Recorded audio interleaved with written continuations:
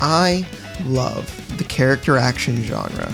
It, along with RPGs and Metroidvania, are probably what I enjoy playing the most. On the other hand, I consider myself more of a casual fan of fighting games. There have been times where I'd gotten heavily invested in certain series, like Super Smash Bros., Soul Calibur, and Blaze Blue, but it rarely developed beyond those franchises. Ultimately, what it comes down to is that I tend to prefer spending my time with something that focuses more heavily on a robust single-player experience rather than competitive multiplayer. This is simply a matter of personal taste, and while I do love playing with friends, at the end of the day, I'm a lone wolf at heart, which will always keep these types of games at an arm's length for me. I genuinely do appreciate them, but it's always going to be to a point. With all that in mind, I was chatting with my friend Dr. Fahrenheit when he asked me, "Why do you think character action games don't have their full movesets unlocked at the start like fighting games do? What's the point when these are games based around mastering highly technical gameplay? Why prevent the player from learning everything as soon as possible?"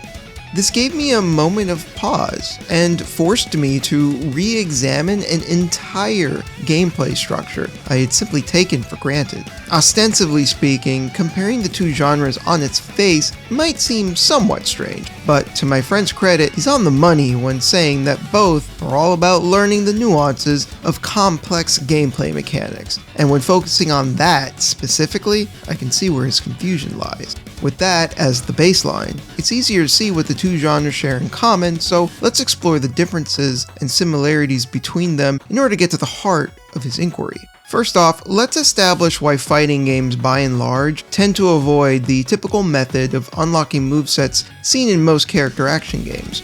Competition is at the heart of the genre, necessitating a relatively even playing field. If, for example, the Soul Calibur series had a leveling system which granted more abilities at higher levels, this would put certain players at an unfair advantage for merely playing a longer period of time, and not because they made the effort to master the mechanics or their character's moveset.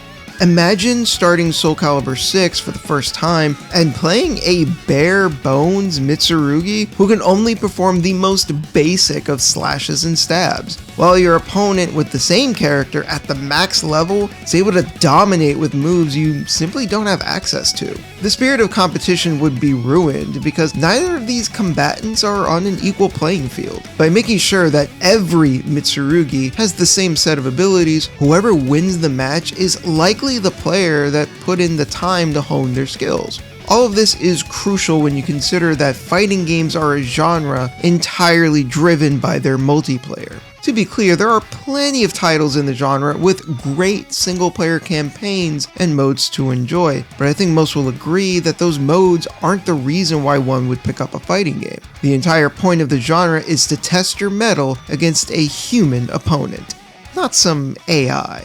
This is also why balance is so important, and why players tend to argue about tier lists and which fighters are either too weak or powerful. If, for example, there was a character that was clearly a cut above the rest, this can easily kill a fighting game's lifespan because everyone will just gravitate towards the overpowered character, leading to repetitive matches. Why bother with anyone else if that one fighter is just that good? But then why bother with the game at all if everyone just sticks with that singular choice? As they say, variety is the spice of life. It all comes back to the importance of balance and creating an even playing field. While a game that is 100% perfectly balanced isn't reasonable, as some level of variance is necessary in order to create contrasting characters with differing strengths and weaknesses, it's still generally important to create a roster where every choice is viable. From the developer's standpoint, not just every character in the roster, but every mechanic is created almost exclusively to enhance that core 1v1 experience. Because of this focus, I'd argue there's a certain purity to fighting games. In most cases, winning and losing truly comes down to you and no one else. No teammates to shift the blame, no arbitrary mechanics that gives the opponent an unfair advantage. It really just comes down to an individual skill level and their commitment to learning the mechanics. To go against that would be to miss the point entirely. With this in mind, let's explore why the character action genre doesn't follow suit. Despite the obvious difference between multiplayer and single-player focus, both genres share the same goal of mastering the characters you're playing as. This goes beyond the simple sentiment of getting good. Both genres encourage players to take their skills to the limit, to see how far you can go, to push beyond one's perceived limits. Whether you're obliterating as Ryu from Ninja Gaiden, or styling it up as Dante from Devil May Cry, these titles reward you for learning the ins and outs of each character in order to get the most out of them. To take the comparison further, looking at the full movesets for these characters is almost identical to that of, say, Street Fighter in terms of how lengthy they can be.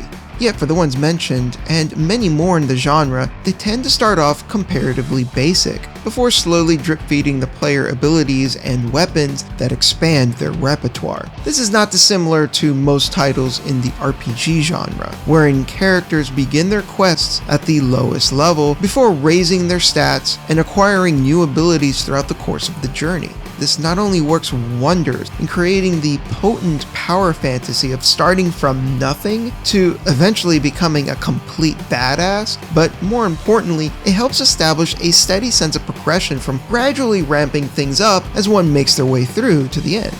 Imagine starting a brand new college course and being expected to take a test on your first day. This is how it can feel sometimes to look up your character's move list in a fighting game. Some players love this sensation of seeing a brand new character to play around with and seeing what they can do. The fighting game community has even coined this as labbing, referring to how a scientist conducts tests in the lab. Similarly, you're taking a character to the training room so you can experiment with what they can do. That being said, this is also why the genre can feel impenetrable to outside observers. Instead of getting excited, it can be overwhelming and ultimately off-putting. Fighting games require a level of self-discipline that can make them feel unapproachable.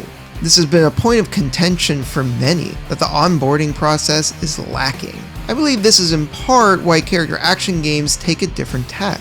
These titles are able to get away with having complexity comparable to a fighting game while curating an onboarding process that makes them feel more approachable.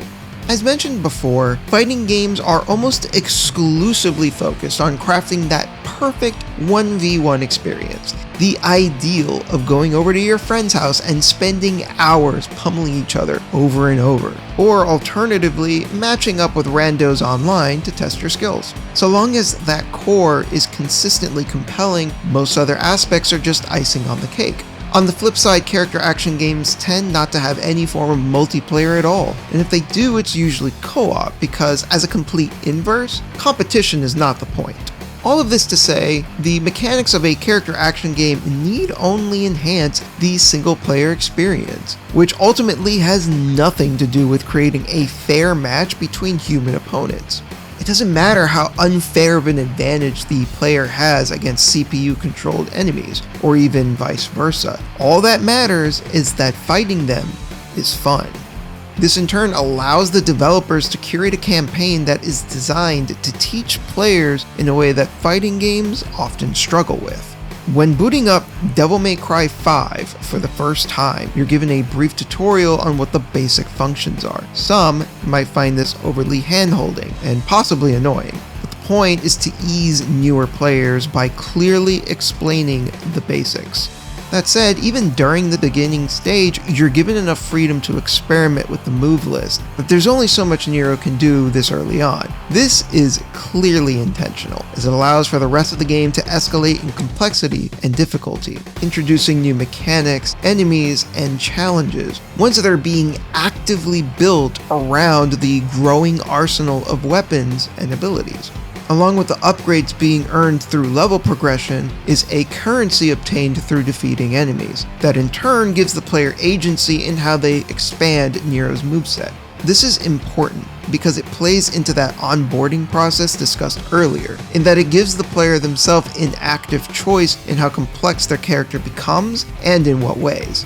For example, one person might want to get the flashiest attacks as soon as possible, while another might prefer to get abilities that improve their existing moveset before adding brand new attacks.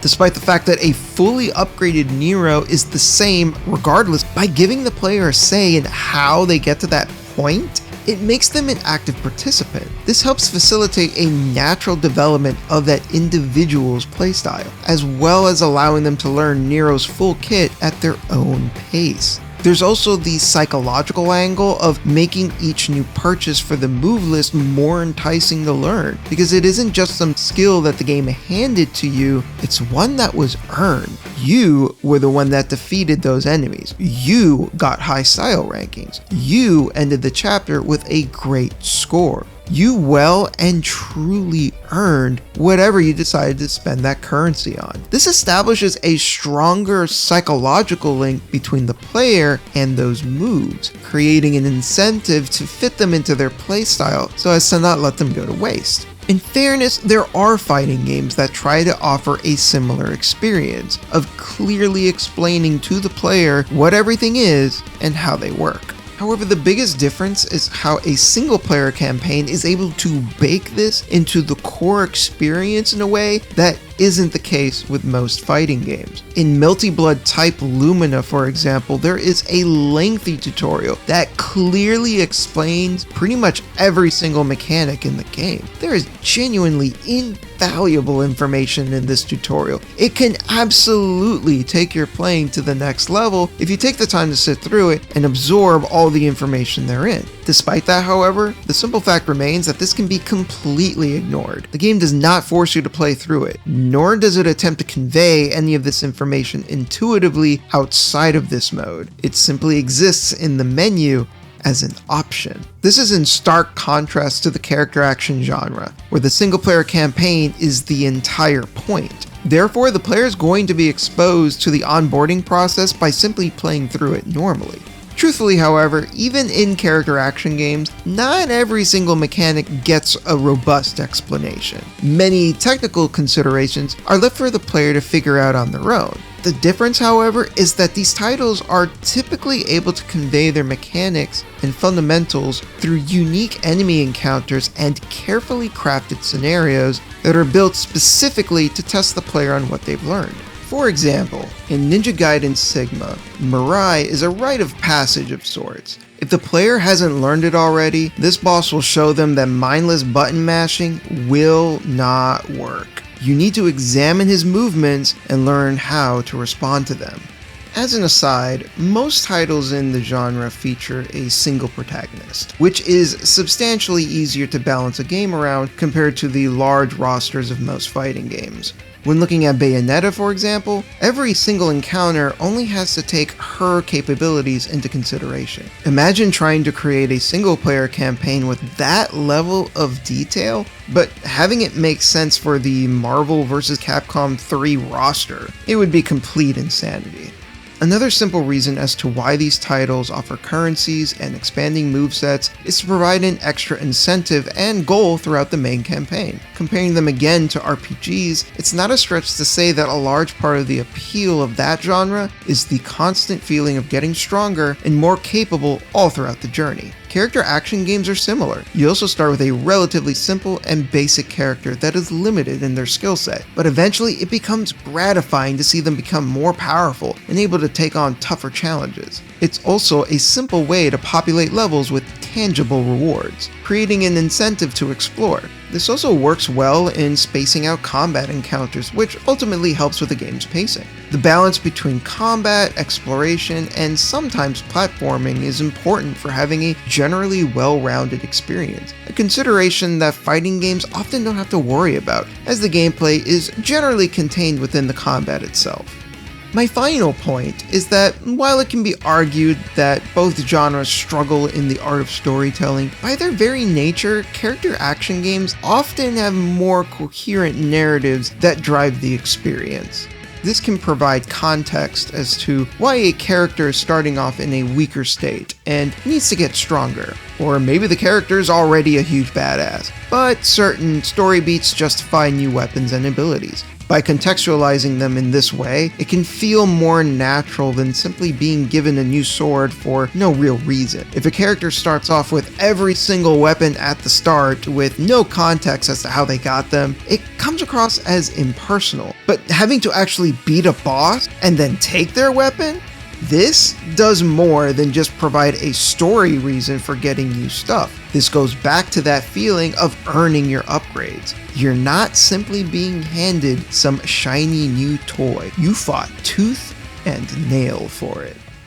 In case it wasn't already clear, this video is not meant to be some audacious claim that character action games are somehow better than fighting games. This would be a pretty silly idea to push given how different the goals are for both genres. This was merely meant to explain how, despite distinct similarities between the two, there are good reasons for their differences in approach. Fighting games tend to give you everything up front and let you figure things out on your own for the sake of keeping things fair between human opponents, while character action games tend to curate a more guided experience. Some folks prefer one over the other, and there's nothing inherently wrong with how either goes about things. I think it's pretty clear, given my earlier statements, that I'm obviously more of a fan of the latter than the former. Still though, I can't deny that this has gotten me to appreciate both genres in ways that I hadn't before, to the point where I now think these two still have a lot to learn from each other.